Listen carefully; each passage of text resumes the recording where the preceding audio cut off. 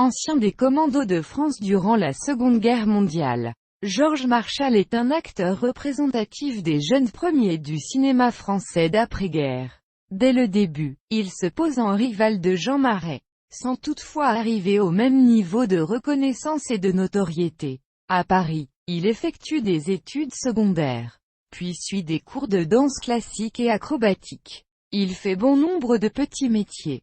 Coursier, débardeur aux Halles, garçon de piste au cirque Medrano, avant de s'inscrire au cours de Madame Calvi, et d'être engagé au théâtre du Palais Royal pour Permission de détente, une pièce d'Yves Mirande. Il entre à la Comédie Française à 20 ans pour y jouer notamment Iphigénie en Tauride et Psyché.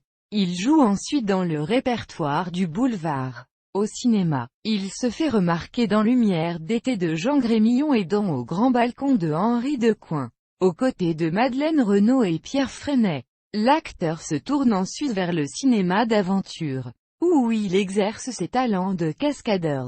Il joue dans plusieurs péplums, dirigés par Marcel L'Herbier, Carmine Gallone, Vittorio Cotafavi, Riccardo Freda, Sergio Leone, interprétant Milon de Crotone, Ulysse, Marc-Antoine, l'empereur Justinien, avec comme partenaire Micheline Prel, Daniel Darieux, Annabella, Gianna Maria Canale, Yvonne de Carlo ou Anita Ekberg. Il rivalise aussi avec Jean Marais et Gérard Barret dans les films de Cap et d'Épée. Après Robinson Crusoe et D'Artagnan, il interprète également Louis XIV chez Sacha Guitry, sous la direction d'Abel Gance. Il prête ses traits à Gilles Blas et Lucien de Rubempré. En 1951, il épouse l'actrice Dany Robin avec laquelle il tournera 6 films. Il divorce en 1969.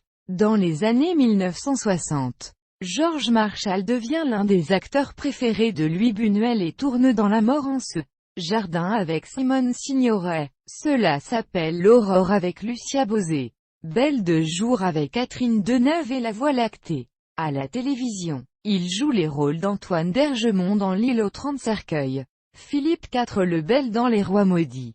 1972, épisode 1. Le roi de fer, dans Les beaux messieurs de Bois doré de Bernard Borderie et Quentin de Rouard de Gilles Grangier. En Richelieu dans 5 mars réalisé par Jean-Claude Brialy. Il fait ses dernières apparitions au cinéma dans Les enfants du placard de Benoît Jacquot et dans L'honneur d'un capitaine de Pierre Schoendorfer.